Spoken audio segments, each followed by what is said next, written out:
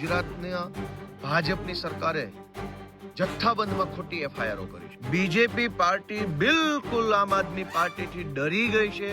પોલીસને આગળ કરીને ચૂંટણી જીતવા નીકળી છે। ચૂંટણી હારવાનો એટલો બધો ડર લાગ્યો છે ભાજપ કે આખી પોલીસ અમારી પાછળ। એક વખત અરવિંદ કેજરીવાલને મળવાનો સમય આપો।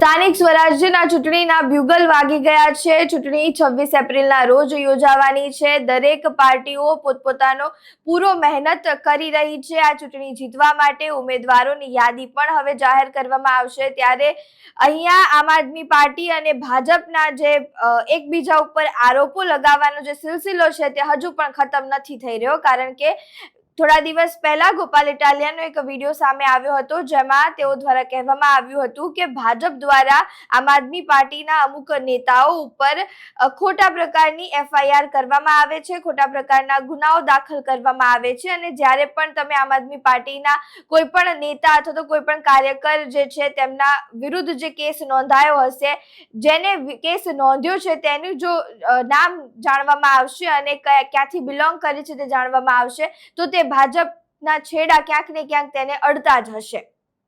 આ સમગ્ર બાબતે અરવિંદ કેજરીવાલે થોડા દિવસ પહેલા મુખ્યમંત્રી ભૂપેન્દ્ર પટેલને પણ એક પત્ર લખ્યો હતો અને તેમને મળવાની માંગ કરી હતી, પરંતુ હજુ સુધી મુખ્યમંત્રી ભૂપેન્દ્ર પટેલ દ્વારા કોઈ પણ પ્રકારની જે માહિતી છે તે આપવામાં નથી આવી, રિવર્ટ તેમને આપવામાં નથી આવ્યો કે તેઓ મળશે કે નહીં। ત્યાં વચ્ચે હવે ગોપાલ ઇટાલિયાનો એક વિડીયો સામે આવ્યો છે। તેમના દ્વારા એવું કહેવામાં આવી રહ્યું છે કે મુખ્યમંત્રી અને ભાજપના નેતાઓને તેમની વિનંતી છે કે અરવિંદ કેજરીવાલને સમય આપે અને તે લોકોને મળવા દે। ત્યારે વધુમાં ગોપાલ ઇટાલિયા શું કહી રહ્યા છે તે સાંભળો।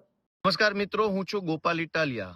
છેલ્લા 20 દિવસથી આમ આદમી પાર્ટીના મહત્વના હોદ્દેદારો, પદાધિકારીઓ, ચૂંટણીમાં ઉભા રહેનારા ઉમેદવારો, આ બધાની ઉપર ગુજરાતના ભાજપની સરકારે જથ્થાબંધમાં ખોટી એફઆઈઆરો કરી છે।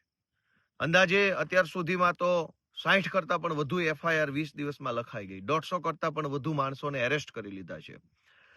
બીજેપી પાર્ટી બિલકુલ આમ આદમી પાર્ટીથી ડરી ગઈ છે, એટલી બધી ફફડી ગઈ છે, એટલી બધી હતપ્રભ થઈ ગઈ છે કે પોલીસને આગળ કરીને ચૂંટણી જીતવા નીકળી છે। અને ગુજરાતના તમામ જિલ્લાઓમાં એલસીબી, એસઓજી, એસપી, ડીવાયએસપી, તમામ પોલીસ 24 કલાક આમ આદમી પાર્ટીના નેતાઓની પાછળ ફર્યા કરે છે। ક્યાં રહ્યો છો, શું ખાઓ છો, શું પીવો છો, મોબાઈલમાં શું છે, લેપટોપમાં શું છે, કોમ્પ્યુટરમાં કયો ડેટા છે, ઉમેદવાર કોણ છે, મોબાઈલ નંબર શું છે, આખા ગુજરાતની પોલીસને આમ આદમી પાર્ટી પાછળ ભાજપે લગાવી છે। અને વાતો તો એવી મોટી કરે છે કે વિશ્વની કહેવાતી સૌથી મોટી પાર્ટી છે એટલે જીતવાની છે। ચૂંટણી હારવાનો એટલો બધો ડર લાગ્યો છે ભાજપને કે આખી પોલીસ અમારી પાછળ। અનેક જૂઠી એફઆઈઆરો, અનેક લોકોની ખોટી ધરપકડો કરી માનનીય અરવિંદ કેજરીવાલજીએ એક પત્ર લખ્યો ગુજરાતના મુખ્યમંત્રીને ગઈકાલે કે તમારા રાજ્યની અંદર તમારી પોલીસ જનતાની સુરક્ષા બુટલેગર ભરોસે છોડીને, ગુંડા ભરોસે જનતાને છોડીને આખી પોલીસ આમ આદમી પાર્ટી પાછળ લાગી છે।